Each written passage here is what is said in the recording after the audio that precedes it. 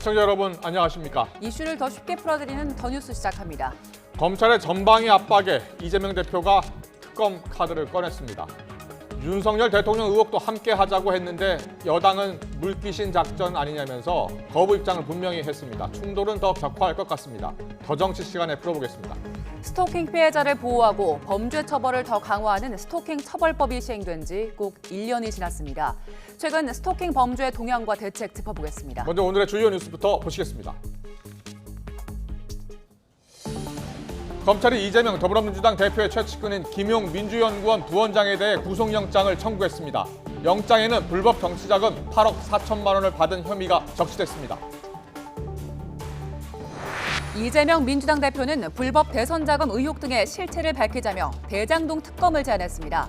그러나 국민의힘은 시간 끌기에 수사 회피 시도에 불과하다며 반대 입장을 밝혔습니다. 서해 공무원 피격 사건의 책임자였던 서욱 전 국방부 장관과 김홍희 전 해양경찰청장의 구속 여부가 오늘 결정됩니다. 두 사람 모두 월북 조작 관련 혐의를 부인하는 가운데 구속 여부가 향후 수사에 분수령이 될 것으로 보입니다. 공장 직원 사망 사고와 관련해 불매 운동까지 직면한 SPC 그룹이 대국민 사과를 했습니다. 허영인 SPC 회장은 재발 방지를 위해 앞으로 3년 동안 안전 경영 강화에 1,000억 원을 투자하겠다고 약속했습니다. 경찰이 카카오 먹통 사태를 빚은 SK CNC 데이터 센터에 대한 압수수색을 벌였습니다. 압수물 분석과 관련자 조사를 통해서 화재 원인을 분석할 예정입니다. 코로나19 신규 환자가 사흘 연속 2만 명대를 유지한 가운데 유행 확산 정도를 나타내는 감염 재생산 지수가 9주 만에 2를 넘어섰습니다. 방역 당국은 코로나가 다시 확산 국면으로 전환하는 건 아닌지 예의주시하고 있습니다. 더불어민주당 이재명 대표의 최측근인 김용 민주연구원 부원장에 대해 검찰이 구속영장을 청구했는데요. 영장에는 지난 대통령 선거 준비 과정에서 8억 4천여만 원을 수수한 혐의가 적시됐습니다. 구속 여부는 오늘 밤 늦게 결정될 것으로 보입니다. 검찰 취재기자 연결합니다. 우철희 기자. 네, 서울중앙지방검찰청입니다. 네, 김용 부원장 이틀 전 체포가 됐죠. 오늘에서야 구속영장이 청구된 거죠? 네, 그렇습니다. 서울중앙지검 반부패 수사 3부는 오늘 아침 김용 민주연구원 부원장에 대한 구속영장을 청구했습니다. 앞서 검찰은 김 부원장을 그제 오전 체포를 해서 강도 높은 조사를 벌여왔는데요. 체포 시한인 48시간을 거의 채운 겁니다. 체포 당시와 마찬가지로 정치자금법 위반 혐의가 적용이 됐고 혐의 사실이 보다 구체화됐습니다. 김 부원장은 유동규 전 성남도시개발공사 기획본부장 등과 공모해서 20대 대선을 준비하는 과정에서 천화동인 4호 실소유주 남욱 변호사로부터 4차례에 걸쳐 8억 4,700만 원을 수수한 혐의가 영장에 적시됐습니다. 시기는 민주당 대선 후보 경선 전인 지난해 4월부터 한창 진행 중인 8월까지입니다. 검찰은 대선을 준비하는 과정이라는 표현을 통해서 거듭 대선 자금이라는 점을 강조했고요. 체포 당시 수회에 걸쳐 8억 원 상당에서 횟수와 금액을 더 명확히 했습니다. 검찰은 대장동 개발로 막대한 이익을 챙긴 남 변호사가 돈을 마련했고 유 전 본부장을 통해 김 부원장에게 전달된 것으로 보고 있습니다. 특히 언제 어디서 얼마를 전달했다는 내용이 적힌 중간 전달책의 메모를 증거로 확보한 것으로도 알려졌습니다. 검찰은 또 구속기간 만료로 구치소에서 출소한 유 전 본부장을 어제 불러 관련 내용을 조사하기도 했습니다. 유 전 본부장 오늘 대장동 재판 출석했는데요. 이번 불법 대선 자금 의혹 수사에 물꼬를 튼 것으로 알려진 데다가 검찰의 회유 의혹까지 불거진 상황이라 관심이 집중됐습니다. 하지만 관련 질문에는 말을 아꼈습니다. 검찰 조사에서 김용 씨한테 돈 전달했다는 진술하신 거 맞나요? 진실을 밝혀야 돼요. 혹시 검찰 측 회의나 협박 있었을까요? 심경 변화 있으신 이유 있을까요? 검찰은 김 부원장이 민주당 이재명 대표의 최측근이자 대선 캠프 총괄 부본부장을 지냈던 만큼 이 대표의 대선 자금으로 활용됐을 가능성 의심하고 있습니다. 김 부원장 구속 수사를 통해 이 대표의 관여 여부를 집중적으로 밝혀낸다는 방침입니다. 이원석 검찰총장도 어제 국회 국정감사에서 자금의 성격과 사용처에 대한 수사가 이루어질 것이라고 밝혔습니다. 검찰은 나아가 김 부원장이 성남시 의원으로 재직할 당시 대가성 돈을 받은 게 있는지도 들여다보고 있습니다. 김 부원장은 불법 자금 수수 의혹은 전혀 사실이 아니라는 입장을 고수하고 있습니다. 네, 김용 부원장에 대한 구속 여부 언제쯤 결정될 것 같습니까? 네, 오늘 밤 늦게 결정이 될 것으로 보입니다. 서울중앙지방법원은 잠시 뒤인 오후 3시 반에 김 부원장에 대한 구속영장 실질 심사를 엽니다. 법원은 김 부원장 신문과 검찰의 수사 자료 등을 검토해서 구속 여부를 결정할 방침입니다. 법원 출석 과정에서 김 부원장의 모습이 체포 뒤 처음으로 공개가 될지도 관심입니다. 김 부원장 구속 여부는 대장동 위례신도시 특혜 의혹에서 불법 대선자금 의혹으로 번진 검찰 수사의 성패를 가를 수도 있는 첫 분기점이 될 전망입니다. 검찰은 또 그제 민주당의 강한 반발로 무산된 민주연구원에 대한 압수수색을 다시 시도하는 시기도 고심하고 있습니다. 이원석 총장은 민주당도 협조해 줄 것으로 기대한다면서도 공무집행 방해 혐의 적용 가능성까지 시사를 했고 수사팀도 압수수색만큼은 타협 불가라는 강경한 입장입니다. 지금까지 서울중앙지검에서 YTN 우철입니다. 서해 피격 공무원 사건과 관련해서 서욱 전 국방부 장관과 김홍희 전 해양경찰청장의 구속영장 심사가 오늘 진행됩니다. 문재인 정부 대북 사건과 관련한 검찰의 첫 신병 확보 시도인데 영장 결과에 따라서 핵심 윗선에 대한 수사도 영향을 받을 것으로 보입니다. 현장 연결합니다. 손효정 기자. 네, 서울중앙지법입니다. 네, 오전에 서욱 전 장관의 신문이 있었고요. 김홍희 전 청장의 구속영장 심사도 시작이 됐습니까? 네, 김홍희 전 해양경찰청장은 구속 전 피의자 신문에 출석하기 위해 조금 전 법원에 도착했습니다. 혐의를 인정하는지 또 자진 월북으로 판단한 근거가 무엇인지 묻는 기자들의 질문에는 침묵을 지켰습니다. 신문은 오후 2시 반부터 시작될 예정인데요. 오전부터 진행된 서욱 전 국방부 장관 신문은 조금 전 4시간 만에 끝났습니다. 신문이 끝난 뒤 일부 서 전 장관에게 달려들면서 잠시 소란이 벌어지기도 했었는데요. 앞서 서 전 장관도 별다른 말 없이 법정에 출석했습니다. 직접 보시겠습니다. 혐의 인정하십니까? 오늘 영장 심사에서 어떻게 소명하실 건가요? 합참 보고서에 허위 내용 쓰도록 지시하신 거 맞는지요? 서 전 장관은 직권남용과 허위 공문서 작성 그리고 공용 전자기록 손상 등 혐의를 받고 있습니다. 검찰은 재작년 9월 해양수산부 공무원 고 이대준 씨가 북한군에 피살된 뒤 서 전 장관이 자진 월북 정황과 어긋나는 군사기밀을 군 정보망인 밈스에서 삭제 지시한 것으로 보고 있습니다. 또 이후 합참 보고서에 월북과 관련된 허위 내용을 쓰도록 지시했다는 혐의도 받고 있습니다. 감사원도 피살 이튿날 관계 장관 회의가 열린 뒤 서 전 장관 지시로 밈스에서 군 첩보 관련 보고서 60건이 무더기로 삭제됐다는 감사 결과를 발표했습니다. 김홍희 전 청장은 이 씨 수색과 실종 수사를 지휘한 당시 해경 총책임자로 직권남용과 허위 공문서 작성 혐의를 받고 있습니다. 검찰은 김 전 청장 구속영장 청구서에 사자 명예훼손 혐의도 적시했는데요. 이 씨가 현실 도피 목적으로 월북했다는 수사 결과를 발표해 고인의 명예를 훼손했다는 겁니다. 특히 이 씨 발견 당시 국내에선 구할 수 없는 한자가 적힌 구명조끼를 입고 있었다는 보고를 받고도 보지 않는 거로 하겠다는 해경 관계자의 진술도 확보된 것으로 파악됐습니다. 두 사람 모두 혐의를 전면 부인하고 있는 것으로 알려졌습니다. 오늘 신문에서는 주로 어떤 점을 다룰 것 같습니까? 네, 오늘 신문에선 두 사람이 월북이 허위였다는 걸 알고도 직권을 남용했는지가 쟁점이 될 전망입니다. 앞서 서 전 장관과 김 전 청장은 지난주 한 차례씩 장시간 검찰 조사를 받았지만 혐의를 강하게 부인한 것으로 알려졌습니다. 특히 서 전 장관은 원본 기밀을 삭제한 적 없고 보안상 관련 있는 부서에만 열람하도록 조정했을 뿐이라고 항변했는데요. 하지만 검찰은 당시 이들의 지시가 정상적이지 않았다고 결론낸 것으로 파악됐습니다. 당시 국방부와 해경이 일련의 과정에서 핵심적인 역할을 한 국가기관으로 두 사람이 각 기관의 최고 결정권자이자 최종 책임자로 책임이 무겁다고 판단한 겁니다. 또 주요 사건 조사 때의 태도, 행적 등을 고려할 때 두 사람의 신병을 신속히 확보할 필요가 있다고 강조했습니다.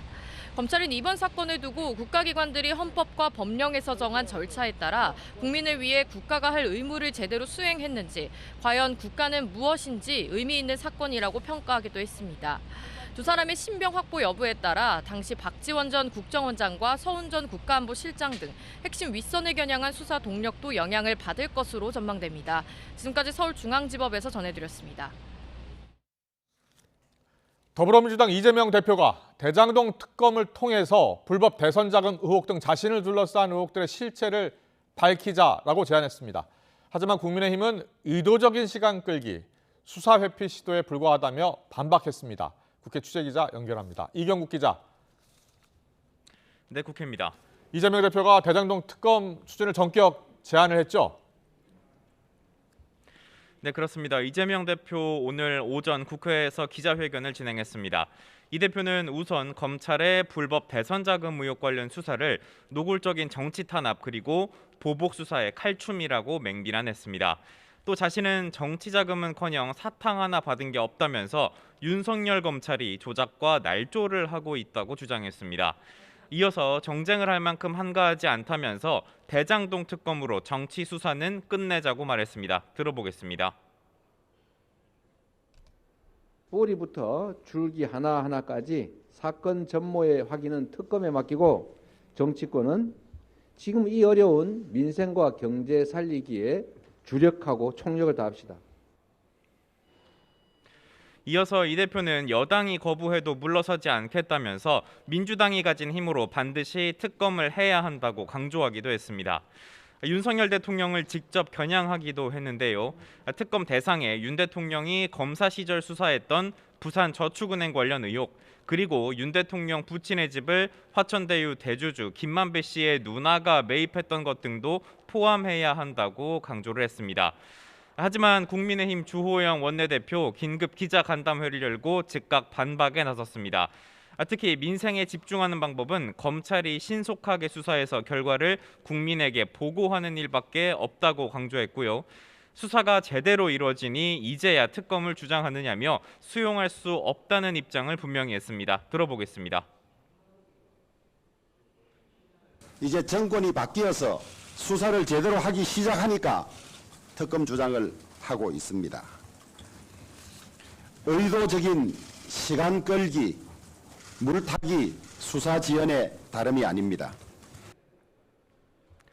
이재명 대표를 향한 공세도 이어졌습니다. 정진석 비대위원장은 이 대표가 사법 리스크를 피하기 위해 민주당 의원들과 함께 죽는 전략을 택했다고 비판하기도 했습니다. 이렇게 여야 갈등이 최고조로 치달으면서 정부조직법 개정안 처리는 물론이고 내년도 예산안 처리까지 난항이 불가피해 보입니다. 네, 국정감사 관련 소식도 살펴보겠습니다. 오늘도 여야가 상임위 곳곳에서 충돌하고 있다고요? 네, 그렇습니다. 오늘 모두 합해서 12개 상임위가 국정감사에 나섭니다. 격전이 펼쳐지고 있는 곳 역시 국회 법제사법위원회입니다. 서울중앙지방법원 등을 대상으로 감사를 진행하고 있는데요. 시작부터 어제 대검찰청 국감 파행을 두고 고성이 오갔습니다. 또 질의 과정에서는 법원의 김용 부원장 체포영장 발부, 그리고 검찰의 유동규 전 성남도시개발공사 기획본부장 회유 의혹 등을 두고도 공방이 계속됐습니다. 다른 상임위 국감에서도 전면전이 펼쳐지고 있습니다. 교육부 등을 상대로 한 국회 교육위 국정감사에서는 김건희 여사의 논문 표절 의혹과 관련해서 신경전이 오갔고요. 국민대 숙명여대 총장을 상대로 한 증인신문에서도 관련 공방이 이어질 것으로 보입니다. 권익위 등을 대상으로 한 정무위 국정감사에서는 전현희 권익위원장의 거취 문제가 또다시 도마 위에 올랐습니다. 지금까지 국회에서 전해드렸습니다. SPC그룹이 지난 15일 계열사에서 발생한 사망 사고와 관련해 오늘 오전 대국민 사과와 재발 방지 대책을 발표했습니다. SPC그룹 허영인 회장은 책임을 통감하고 그룹 내 모든 사업장에 대해 안전진단을 실시하겠다고 말했습니다. 취재기자 연결합니다. 박홍구 기자. 네, 경제부입니다. 먼저 대국민 사과 내용부터 전해주시죠. 예, SPC 허영인 회장은 서울 양재동 본사에서 기자회견을 열어 고인과 유가족에게 사과했습니다. 허 회장은 이번 사고에 대해 책임을 통감하고 국민의 엄중한 질책과 지적을 겸허히 받아들이겠다고 말했습니다. 또 유가족들에게 최선을 다해 예우하겠다고 강조했습니다. 특히 사고 다음 날 인근 장소에서 작업이 진행됐던 것은 어떤 이유로도 설명할 수 없는 잘못된 일이었다며 모든 것은 자신의 불찰이라고 재차 머리를 숙였습니다. 앞으로는 이런 일이 재발하지 않도록 그룹 내 전 사업장에 대해 안전진단을 실시하고 사내에 안전경영위원회를 설치해 시스템을 재점검하겠다고 밝혔습니다. SPC는 이를 위해 앞으로 3년간 1,000억 원을 투자할 계획이라고 설명했습니다. 회사 측의 사과가 좀 늦은 감이 있는데 사고 이후 대응을 두고도 비판이 있었죠. 예, 오늘 SPC그룹 오너인 허영인 회장이 직접 나서서 대국민 사과를 한 것은 사고가 발생한 지 일주일 만입니다. 지난 15일 아침 6시 20분 SPC 계열인 SPL의 평택 공장에서 사고가 일어났습니다. 이 회사는 SPC 프랜차이즈 매장에 빵 반죽과 재료 등을 납품하는 회사로 20대 여성 근로자가 혼자 샌드위치 소스를 만들다 기계에 끼어 숨졌습니다. 이 과정에 회사의 안전조치가 미흡하고 후속 대응도 안일했던 것으로 드러나 파문이 계속 확산하던 중이었습니다. 경찰과 고용노동부는 회사 사무실 등을 압수수색하고 대표를 중대재해법 위반 등의 혐의로 입건하는 등 강제 수사가 진행됐습니다. 또 회사 측이 고인의 빈소에 빵을 보내고 사고 다음 날 현장에 있던 다른 직원들에게 작업을 지시한 사실이 드러나며 여론이 악화됐습니다. 윤석열 대통령도 사망사고의 원인 조사가 끝나지 않은 상태에서 기계를 가동했다는 보도에 대해 경위 파악을 지시하기도 했습니다. 이렇게 회사 측의 대응을 놓고 비판의 목소리가 커지고 대학가와 온라인 등에서 불매운동 움직임까지 확산하자 SPC는 뒤늦게 사과문과 사고 방지 대책을 내놓았습니다. 지금까지 경제부에서 YTN 박홍구입니다. 경찰이 카카오톡 먹통 사태를 불러온 SK 판교 데이터센터 화재와 관련해서 압수수색에 나섰습니다. 책임 소재를 두고 카카오와 SK CNC의 공방이 이어지고 있는데 경찰은 화재 원인과 안전관리 준수 여부 등을 조사하고 있습니다. 취재기자 연결합니다. 김혜린 기자. 네, 사회 1부입니다. 네, 경찰이 데이터센터 화재 사고 엿새 만에 강제 수사에 나섰다고요? 네, 경찰은 오늘 오전 10시 10분쯤부터 경기 성남시 분당구 판교에 있는 SKCNC 판교 데이터센터와 사무실 등 두 곳에 수사관 15명을 보내 압수수색을 진행하고 있습니다. 이번 압수수색은 화재 원인과 설비 관리 감독 실태 등에 대한 자료 확보 차원인 것으로 알려졌습니다. 앞서 경찰은 화재 당시 CCTV를 분석해 지하 3층 전기실 안에 있는 배터리 1개에서 불이 처음 시작된 것으로 파악했습니다. 리튬이온 배터리에서 스파크가 일어난 뒤 화재가 발생했고 뒤이어 자동 소화 설비가 작동하는 모습이 확인된 겁니다. 경찰은 화재가 배터리 관리 지침을 제대로 지키지 않아 일어난 건지 지침과 별개로 배터리 자체 문제로 일어난 건지 밝히는 데 수사력을 모으고 있습니다. 카카오와 SKCNC는 서비스 장애 원인과 책임을 두고 공방을 이어오고 있습니다. SKCNC 측은 화재 발생 4분 만인 오후 3시 23분에 카카오를 포함해 현장에 있는 고객사 직원에게 화재 사실을 알렸다고 밝혔지만 카카오 측은 3시 40분쯤 전화를 직접 걸어서 화재 상황을 파악했다고 반박하는 등 양측 주장이 엇갈리는 겁니다. 수사당국이 화재 원인과 관련해 전반적인 내용을 검토 중인 만큼 수사 과정에서 양측 주장의 진위도 밝혀질 전망입니다. 앞서 지난 15일 카카오 등 주요 업체의 데이터 관리 시설이 입주한 SK 판교 데이터센터 지하 3층에서 불이 났습니다. 인명피해는 없었지만 불을 진화하는 과정에서 건물 전체 전력이 차단돼 데이터센터를 이용하는 카카오와 네이버 등의 서비스에 장애가 발생했습니다. 특히 카카오의 메신저 서비스 장애가 이튿날 새벽까지 계속되면서 이용자들이 큰 불편을 겪었습니다. 지금까지 사회 1부에서 전해드렸습니다. 미국의 금리 인상과 달러화 초강세 영향 등으로 아시아 외환 시장에 경고음이 잇따르고 있습니다. 아시아의 양대 기축통화로 꼽히는 일본 엔화와 중국 위안화의 가치가 달러 대비 각각 32년과 14년 만에 최저로 무너졌습니다. 보도에 김상우 기자입니다. 요즘 한국은 물론 중국과 일본 등 아시아 외환 시장은 하루가 멀다 하고 요동치는 달러 대비 자국 통화환율 때문에 말 그대로 총성 없는 전쟁터입니다. 아시아의 기축통화로 꼽히는 중국 위안화가 최근 달러 대비 역내 환율이 7.2279 위안으로 글로벌 금융위기 때인 2008년 이후 14년여 만에 최저로 떨어지는 등 가뜩이나 좋지 않은 중국 경제의 악화를 부채질하기 때문입니다. 또 위안화와 함께 아시아 양대 기축통화인 일본 엔화 역시 가치 하락이 심화하면서 무역 적자폭 확대 등 경제에 악영향을 주고 있기 때문입니다. 심리적 저항선인 엔달러 환율은 거품 경제 후반기였던 1990년 8월 이후 32년 만에 처음으로 한때 150엔대를 돌파했습니다. For visitors to Japan, Japan is getting cheaper and cheaper and cheaper. Now probably it's extremely cheap. 이와 관련해 AFP 통신은 인플레이션 악화와 금리 급등, 경기 침체 공포가 다시 표면에 떠오르면서 중국과 일본은 물론 아시아 통화 가치가 급락하고 있다고 전했습니다. 블룸버그 통신은 미국의 금리 인상과 그에 따른 달러와 초강세, 즉 킹달러 현상과 미국 국채금리 상승이 환율 상승의 배경이라면서 아시아 외환 시장에 경고음이 잇따르고 있다고 보도했습니다. 앞서 블룸버그는 달러와 강세 속에 중국과 일본의 통화 가치 급락으로 1997년과 비슷한 아시아 금융 위기가 재현될 우려가 커지고 있다고 지난달에도 진단한 바 있습니다. YTN 김사호입니다.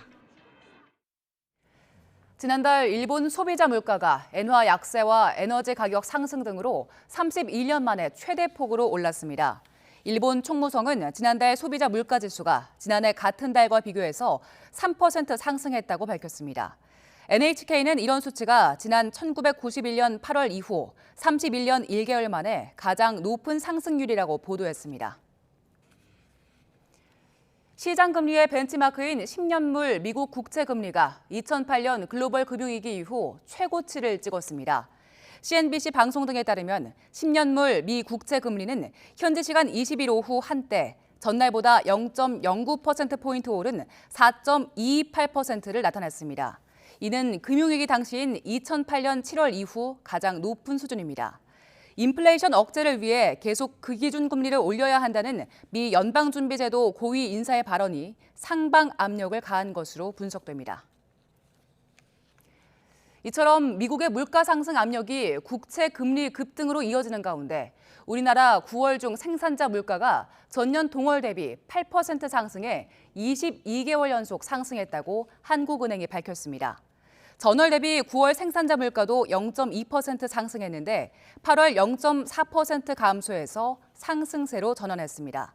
다만 전년 동월 대비 생산자 물가는 지난 6월에 10%, 7월에 9.2%, 8월에 8.2%, 9월에 8% 상승해 상승률은 점차 감소하고 있습니다.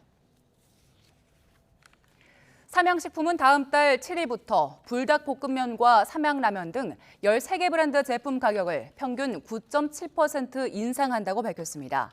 대형마트 판매 가격 기준인데 불닭볶음면은 936원에서 1,020원으로 삼양라면은 700원에서 768원으로 인상됩니다. 이로써 주요 라면 회사 4곳이 모두 가격을 인상하게 됐습니다.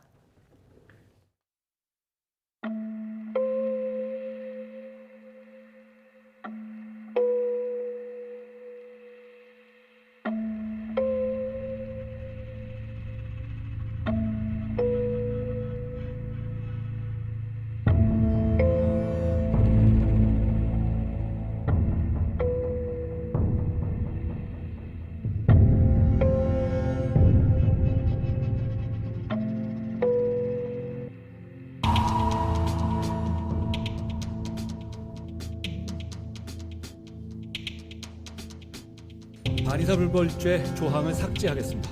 가해자에 대한 위치 추적 전자장치 부착을 신설하겠습니다. 온라인 스토킹을 스토킹 유형에 추가해서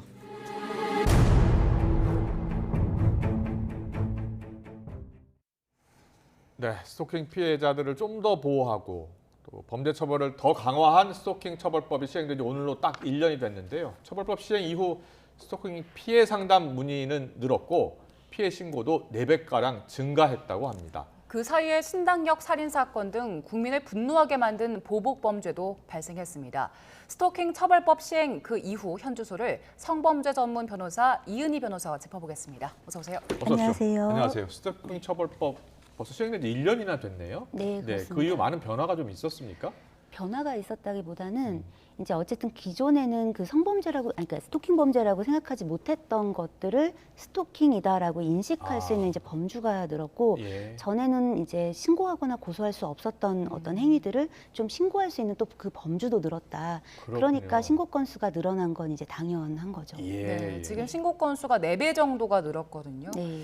하루 기준으로 보니까 85.7건, 80건이 넘습니다. 그만큼 우리 사회에 스토킹 범죄가 많았다는 건가요? 우리 사회가 가지고 있는 좀 더 다른 특징이 있습니다. 뭐냐면 이 내가 좋아하면 내가 이제 그 이 사람에게 이 개인 대 개인 간의 권력을 휘두를 수 있는 이제 우위에 있으면 내 마음대로 그 사람을 휘두를 수 있다라는 인식이 있어요. 그리고 내가 이 사람을 위해서, 내가 이 사람을 좋아해서 하는 행위에 대한 용인의 폭이 되게 넓었던 거예요. 예. 그러다 보니까 어떤 폭력에 대한 인식의 수준이 좀 낮은 거죠.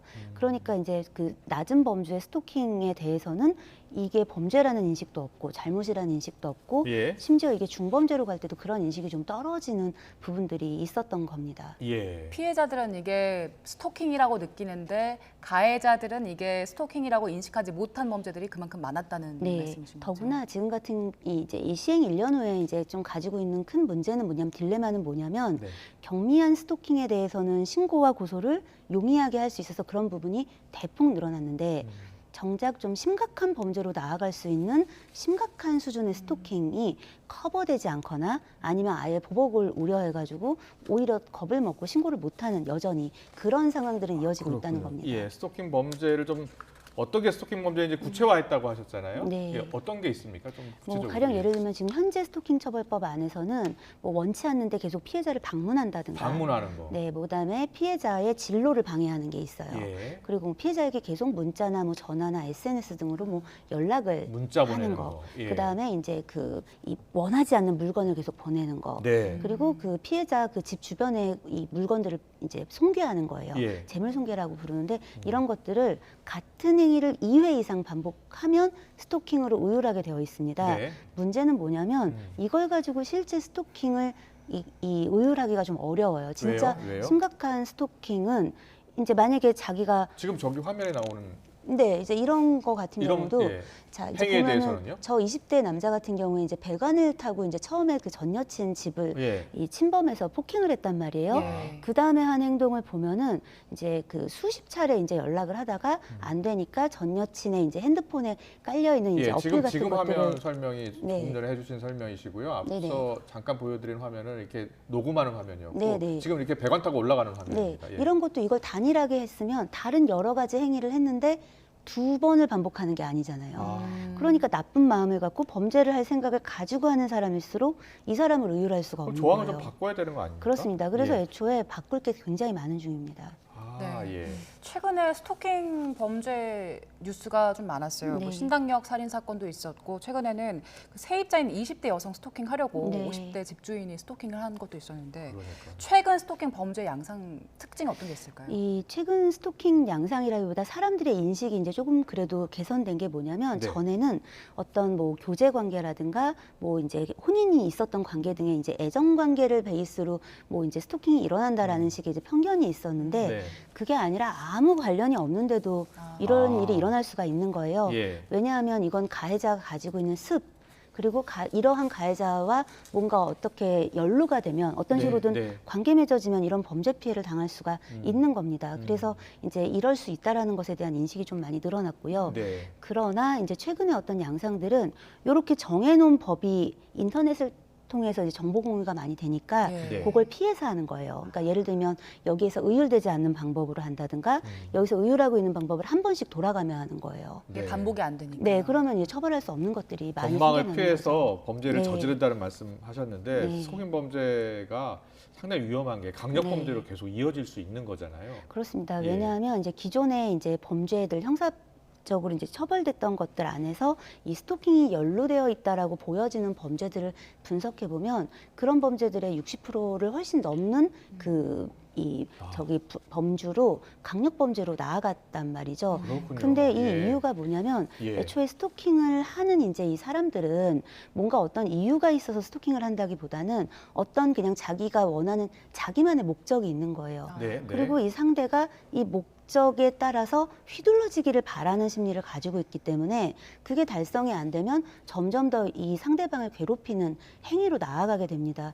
그러니까 당연히 이제 이게 시간이 지나면서 잦아드는 게 아니라 예. 시간이 지날수록 중한 범죄로 나아갈 확률이 높은 것이죠. 네, 그리고 보복 범죄도 상당히 많이 늘었더라고요. 네. 46%가 증가했는데 이유는 어떻게 보십니까? 이런 부분은 사실 전체적인 사회 부분하고도 연동이 있다라고 생각이 듭니다. 최근 몇 년간 이제 코로나 이제 시국으로 사람들이 단절되어 있다 보니까 이런 이제 정신적인 습을 가지고 있거나 습벽을 가지고 있는 사람들 같은 경우는 뭔가 분노라든가 네. 뭔가 이런 것들도 많이 가지고 있고 그리고 이제 사법에 대한 지식이 사람들이 많이 늘어나는 거예요. 그러면서 합의가 되지 않거나 용서되지 않으면 결국 나를 처벌하는 게 국가가 나를 처벌하는 게 아니라 그 피해자가 문제 제기해서 나를 처벌한다라고 생각해요. 예. 그렇기 때문에 반의사불벌죄. 그렇습니다. 예, 반의사불벌죄가 아니어도 양형에서 이제 합의의 부분이 피해자와의 합의가 너무 많이 그 반영이 되다 보니까 가해자들 특히나 좀 가치관이 삐뚤어지고 좀 심각한 범죄를 저지르는 가해자들일수록 지금 내가 이렇게 처벌받는 것은 피해자가 나를 고소하고 합의해주지 않았기 때문이야 라는 생각을 하는 것이죠. 최근에 발생한 신당역 사건이 그랬잖아요. 아주 전형적인 사례라고 할 수 신당역 있습니다. 사건이 합의를 봐주지 않으니까 더 강력한 범죄, 살인까지 저지른 네. 그런 사건으로 이어진 거잖아요. 그 사건은 아주 스탠다드합니다. 왜냐하면 이제 검찰이 9년을 구형했는데요. 여기에 스토킹 범죄와 이제 사실은 스토킹의 성격을 가지고 있지만 이제 스토킹 처벌법으로 의율되지는 않는 어떤 행위들이 섞여 있어요. 그리고 검사가 9년을 구형했는데 이게 만약에 합의가 되었다면 이 스토킹 처벌법, 스토킹 행위 자체는 아예 날아가는 거예요. 그리고 나머지 있는 것에서도 양형에 반영이 됐겠죠. 그러면 아마도 집행유예로도 나올 수 있는 상황. 그러니까 이 가해자는 이 합의에 간절히 매달리게 되고 피해자가 합의해주지 않는 것에 대한 원망을 아주 부당하게 쌓아가는 거죠. 합의 처리, 합의를 통해서 형량을 줄일 수 있잖아요, 지금. 네. 그래서 합의를 하려고 또 다른 스토킹을 한다는 거 아닙니까? 맞습니다. 그래서 그런 악순환이 반복이 되는 거죠. 그렇다면 그 악순환을 막으려면 어떻게 해야 돼요, 변호사님? 그래서 입법적인 접근만을 하는 것으로 뭐 혹은 수사기관이 뭐 이제 피해자 보호 조치만을 하는 것으로 이게 될 문제가 아니라 경찰과 검찰 이런 수사기관은 물론이고 법원까지가 이런 부분에서 무엇이 지금 우리 피해자들을 위태롭게 하는가 그러니까요. 이 부분에 대해서 머리를 맞대고 함께 나아갈 수 있는 것들을 고민해야 됩니다. 일례로 지금 뭐 이제 구속영장을 청구하겠다, 뭐 더 적극적으로 청구하겠다 수사기관이 이야기합니다. 그런데 이제 현재 있는 어떤 그런 데이터만 보더라도 스토킹과 관련해서 지난 1년 정도의 기간 동안에 그 수사기관에서 377건을 청구했는데 구속영장을 근데 법원이 254건 발부를 하였습니다. 이게 뭐냐면 3건을 청구하면 1건은 기각이 된 거예요. 그렇군요. 이제 이런 어떤 상황들이 이제 정확히 개별적인 사안들의 사정은 알 수 없지만 이런 상황들이 반복이 되면 어쨌든 수사기관에서는 보수적으로 신청할 수밖에 없고 열심히 적극적으로 청구해도 법원이 받아들여주지 않으면 구속은 되지 않는 거잖아요. 그러니까 이런 부분들만 보더라도 왜 이게 함께 머리를 맞대고 의논하고 나아가야 한다는 게 필요한지 알 수 있습니다. 알겠습니다. 지금 전주한 사건 또 얘기하게 되는데 그 경우도 불구속 상태로 있다가 피해자가 이제 변을 당했는데 구속 공판이 왜 이렇게 적게 이루어지는 걸까요? 그 구속에는 요건이 있는데요. 이제 중대한 범죄를 저질렀다라는 상당한 입증이 된 상태를 전제로 증거인멸의 우려가 있다든가 혹은 이제 그 도주의 우려가 있다든가 이런 경우가 있을 때 구속을 합니다. 그런데 스토킹 범죄라든가 혹은 이제 이 성폭력 범죄 같은 것들은 피해자의 진술이 굉장히 중요해요. 그런데 피해자에게 보복을 할 수 있거나 피해자에게 압박할 수 있는 것들은 증거인멸의 우려로서 평가가 돼야 하는데 그런 부분들을 우리 법 기관들이 이제 우리 법조계가 너무 오랜 기간 동안 그렇게 받아들이지 않아왔던 관행에 젖어 있습니다. 그래서 지금 이제 계속해서 나오는 목소리가 정의 그 부분을 바꿀 수 없다면 그런 이제 그 가치관을 현재 있는 법에 적용할 수 없다면 차라리 그런 보복범죄의 우려가 있을 때라는 항목을 구속 요건에 넣어라. 형사소송법을 개정해라라는 목소리가 나오고 있는 것입니다. 보복 가능성이 높다고 판단되면 구속할 수 있게. 네, 그렇습니다. 바꿔야 한다. 알겠습니다. 지금 스토킹 처벌법 이제 1년이 됐는데 법무부가 개정안을 지금 준비 중이라면서요. 어떤 개정안 내용이 뭡니까? 이제 보면은 뭐 전자발찌를 적극적으로 가해자에게 뭐 부착명령을 청구할 수 있는 걸 뭐 한다든가 아니면 애초에 지금 같은 경우에 온라인상에서의 스토킹 같은 것들이 처벌의 대상이 되지 못하고 있는데 그런 부분들을 넣겠다든가 반의사불벌죄 조항을 폐지하겠다라든가 하는 이제 것들로 되어 있습니다. 그렇네요. 그런데 좀 아쉽습니다. 왜냐하면 우리의 이제 정부 부처가 혹은 이제 법조계가 이슈에 민감하게 반응하고 노력하는 건 긍정적이지만 이슈로부터 빨리 벗어나기 위해서 무언가를 급급하게 하는 건 긍정적이라고 보기 어렵고요. 법을 한번 바꾸는 것들이 쉽지 않기 때문에 한번 이렇게 바꿀 수밖에 없는 어떤 그 공감대가 형성되어 있을 때 충분히 각계의 의견을 수렴해서 정말 왜 반발 자국을 가더라도 앞으로 나아갈 수 있는 것들을 이제 담아야 하는데 지금 같은 경우는 일단 빨리 보여주기의 어떤 부분에 좀 더 많이 차관이 되어 있다 보니까 이거 가지고 커버가 되겠어라는 이야기가 벌써부터 나오고 있는 상황입니다. 그럼 지금 상황에서 가장 필요한 개정해야 할 부분은 어떤 걸까요? 일단 아무래도 반의사불벌죄 조항을 폐지하는 것과 가장 근본적인 거 스토킹에 대한 개념 정의 부분입니다. 아까도 우리가 서두에 말씀을 드렸지만 같은 걸 2번 해야 돼? 그러면 나쁜 사람일수록 연구하겠죠. 여러 가지를 한 번씩만 한다는 거죠? 맞습니다. 그리고 괴롭히는 방법은 너무 많습니다. 알겠습니다. 자, 지금 이제 여러 가지 말씀을 해주셨어요. 제일 중요한 게 개념 정의를 다시 해야 될 것 같다. 네, 맞습니다. 2번 이상 하는 거 잘못됐다. 그리고 보복할 가능성이 있다라고 하면 부속이 돼야 한다. 예, 맞습니다. 그리고 하나 더 있다면 양형에 대한 반영 부분을 양형 반영. 왜냐하면 이렇게 스토킹이나 이제 특히 이제 이 스토킹을 끼고 있는 형사 범죄가 아주 전형적인데 피해자를 그러지 않아도 괴롭히고 뭔가 피해자를 휘두르려고 하는 범죄인데 이 사람에게 합의를 받아내면 내가 처벌이 되지 않을 수가 있는 거예요. 혹은 처벌이 현저히 낮게 될 수가 있는 거예요. 이 상태를 유지해 가지고는 결국은 이런 피해를 입은 피해자들은 이 고소를 할 때 보복을 각오하고 나아가야 합니다. 이런 부분들을 어떻게 개선할 건지를 그 법조계가 종합적으로 받아앉지 않고서는 사실은 그 피해자를 진심 어리게 보호하기는 어렵지 않겠나 그런 생각이 듭니다. 오늘 이인희 변호사님 좋은 말씀 많이 해주셨는데 개정안에 얼마나 많이 반영되는지 또 개정안 내용 놓고서 이인희 변호사 함께 더 짚어보겠습니다. 오늘 말씀 잘 들었습니다. 고맙습니다. 감사합니다.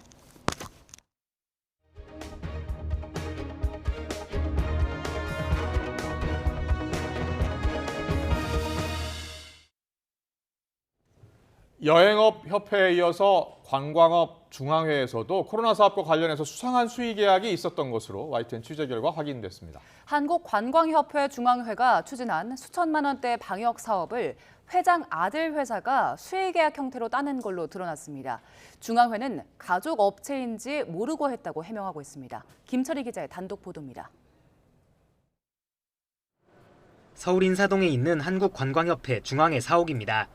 지난 1963년 관광진흥법에 따라 설립된 법정 법인으로 오랜 세월 관광업계를 대표하고 있습니다. 이곳에서는 관광상품 판매뿐 아니라 호텔 등급 결정이나 자격증 발급까지 다양한 업무가 이루어지고 있습니다. 관광 환경을 개선하는 여행 수용 태세 개선 사업도 주요 업무 가운데 하나입니다.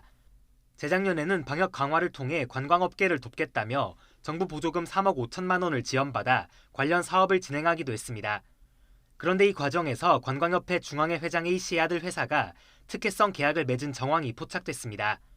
당시 사업계약 관련 자료를 보면 중앙회가 상반기 방역물품 제작 사업을 위해 B업체와 7천만 원짜리 수의 계약을 맺었습니다. 그런데 알고 보니 이 업체 대표자는 중앙회 회장을 맡은 A씨의 아들이었습니다. A씨가 경영하는 호텔 지하에 본사를 두고 있는 아들의 업체는 방역과는 무관한 목제품 도매업 회사로 등록돼 있습니다. 건축 관련 자재를 유통하는 가족 회사에 국비 지원 사업을 맡긴 이유는 무엇일까? 중앙회 측은 당시 코로나19로 방역 물품을 구하기 어려운 상황에서 가장 싼 가격으로 기한을 맞출 수 있는 곳이 해당 가족 업체였다고 해명합니다. 이미 방역 물품을 거래해온 실적이 있었던 데다 가족 규업이라는 것을 모르는 상태에서 계약을 추진했다는 겁니다. 대수출하고 있고 하는 거를 준비한 거를 알고 아마 중앙에서 연락이 왔던 것 같아요. 시스템이 내가 개입할 수도 없고. 문체부 역시 모니터링을 통해 몇 달 뒤 가족 기업이 수의 계약을 따낸 사실을 인지했지만 이 같은 업체 해명을 받아들여 별다른 조치를 하지 않았습니다. 굉장히 힘든 상황이어서 아마 그때 당시에는 20년도에 이제 저희 담당자들 판단에서는 이제 그런 부분에 대한 가만히 좀 있었던 것 같습니다. 하지만 국민 세금으로 나간 보조금을 가족 기업에 건넨 것 자체가 문제라는 지적이 나옵니다. 관리 감독을 도대체 어떻게 했는지 정말 답답한 심정입니다. 다시는 이러한 일이 발생하지 않도록 철두철미하게 진상 규명하여 일벌백계로 다스려 공정함이 무엇인지 보여줘야 한다고 생각합니다.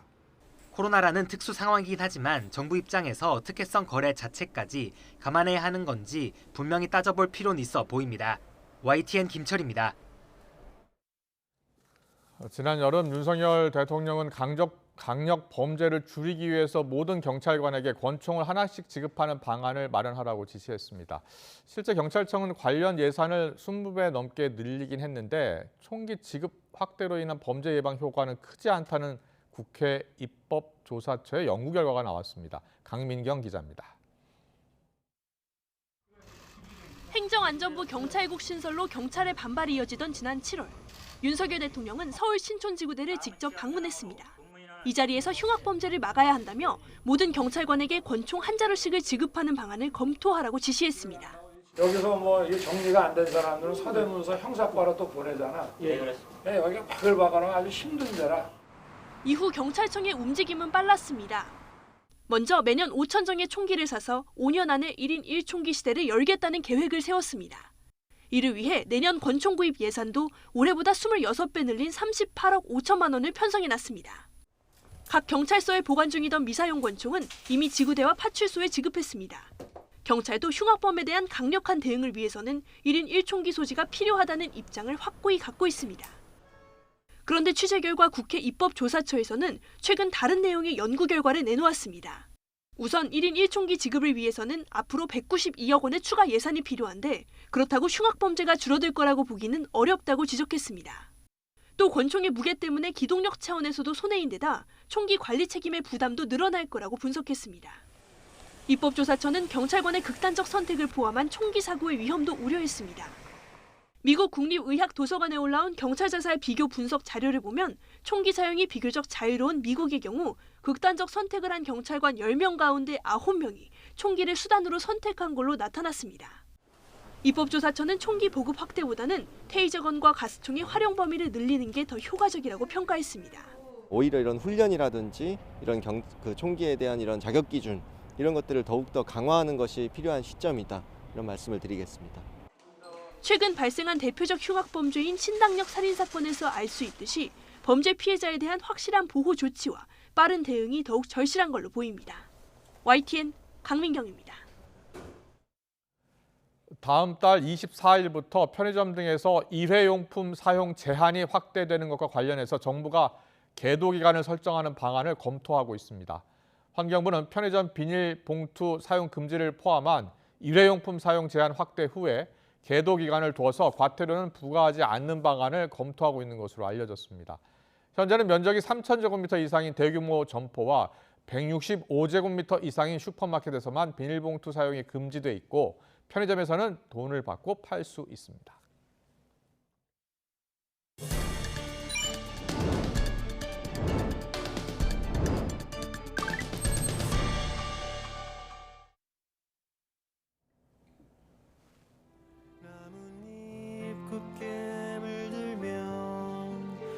며칠 전 YTN이 직접 카메라에 담은 가을 풍경입니다. 전국의 산이 계절에 맞춰서 옷을 갈아입을 준비를 마친 모습인데요. 산림당국은 올해 단풍의 절정이 지역과 나무 종류에 따라서 차이가 있지만 이번 달 하순쯤이면 절정에 달할 걸로 전망하고 있습니다. 올해 가을은 기온차가 크고 맑고 건조한 날이 많아서 단풍의 빛깔도 특히 더 고울 걸로 보이는데요. 단풍 절정 예측 지도 보면서 단풍 나들이 계획 함께 세워보시죠.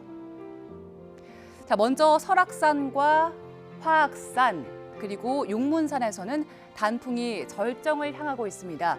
오는 24일쯤 그러니까 주말쯤부터 단풍이 절정에 이를 걸로 예측됐고요. 수리산은 다음 달 7일쯤부터 붉은색으로 물들 걸로 보입니다.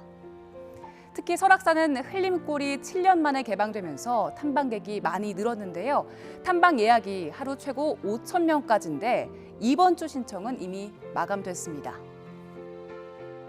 우선대까지 올라가서 보니까 바다까지도 보이고 주변에 풍경이 쫙 펼쳐지는 게 마음이 너무 이게 트이는 게 너무 좋았습니다. 네, 조금 남쪽으로 내려가 볼까요? 속리산과 팔공산은 24일쯤, 그리고 계룡산은 25일쯤에 단풍이 절정에 달할 걸로 보입니다.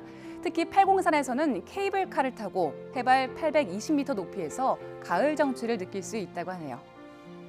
더 남쪽으로 내려가면 우리나라의 단풍 명소 호남의 금강산이라고 불리는 내장산이 있습니다. 내장산은 오는 25일쯤부터 단풍이 물들기 시작할 걸로 보입니다. 그리고 제주 한라산에서는 다음 달 2일쯤 단풍 구경하기 좋겠습니다. 정읍 내장산은 가을 단풍이 아름다워서 조선 8경 가운데 하나로 꼽힌 곳인데요. 내륙에서는 단풍이 가장 늦게까지 드는 곳이기도 합니다. 단풍터널 인근은 언제든지 방문이 가능하지만 산행을 원하는 분들은 탐방 인원에 제한이 있으니까요. 미리 확인하시는 게 좋겠습니다. 먼저 갓바위 탐방로는 다음 달 20일까지 하루 790명, 그리고 설해봉 탐방로는 다음 달 30일까지 하루 520명까지만 입장이 가능합니다. 이번 주말 일부 지역에 비가 올 걸로 예상되는데요. 비가 내린 뒤에 기온이 내려가면 단풍이 드는 속도가 더 빨라질 걸로 보입니다. 자, 이번 주말 날씨 어떤지 기상캐스터 연결해서 알아보겠습니다. 홍나실 캐스터. 네, 홍나실입니다. 네, 이번 주말 날씨 어떤가요? 네, 오늘 가을볕이 내리쬐면서 온화한 가을 날씨가 이어지고 있는데요. 이번 주말과 휴일에도 내륙은 대체로 맑은 가운데 예년 이맘때 온화한 가을 날씨가 이어질 것으로 보입니다. 따라서 단풍 나들이 가기 정말 좋을 것으로 보이는데요. 토요일인 내일은 서울 낮 기온이 19도, 일요일은 18도로 예상되면서 오늘만큼 온화하겠습니다. 다만 동해안 지역은 일요일부터 월요일 사이에 비 예보가 있습니다. 단풍 나들이 계획하실 때 이 점 꼭 참고해 주시기 바랍니다. 오늘도 전국적으로 맑은 하늘이 펼쳐져 있지만 중서부 지방은 미세먼지가 말썽입니다. 대기가 정체되면서 경기와 충청 지역의 대기질이 탁한데요. 오늘 경기 남부와 인천, 충남은 종일, 그 밖에 중서부와 전북은 밤한때 초미세먼지 농도가 나쁨 수준을 보이겠고요. 내일도 서울 등 중서부 지역의 공기가 답답한 곳이 있겠습니다. 내일 먼지만 아니라면 하늘에는 구름만 다소 지나겠습니다. 다만 뚜렷한 비 소식이 없어서 대개 건조함은 더 심해지고 있는데요. 산불 등 화재 예방에 신경 써주시기 바랍니다. 내일 아침 기온은 오늘보다 1에서 5도가량 높겠습니다. 서울과 대전 10도, 광주는 13도로 예상됩니다. 낮 기온은 서울 19도, 광주와 대구는 22도까지 오르면서 오늘만큼 온화하겠습니다. 휴일에는 내륙은 맑고 이맘때 가을 날씨를 보이겠지만 동해안 지역에는 비가 내리겠고요. 다음 주 초반에는 또다시 때이른 추위가 찾아올 전망입니다. 낮 동안에는 온화한 가을 날씨를 느끼기 좋지만 아침, 저녁으로는 날이 무척 쌀쌀합니다. 큰 일교차에 더불어서 미세먼지까지 말썽을 부리면서 호흡기 건강에 적신호가 켜졌으니까요. 건강관리에 각별히 유의해 주시기 바랍니다. 지금까지 YTN 홍나진입니다. 검찰의 전방위 압박에 이재명 대표가 특검 카드를 꺼냈습니다. 윤석열 대통령 의혹도 함께 하자고 했습니다. 여당은 물귀신 작전이냐면서 거부 입장을 분명히 하면서 충돌은 더 격화할 걸로 보입니다. 잠시 뒤 더 정치 시간에 풀어드리겠습니다.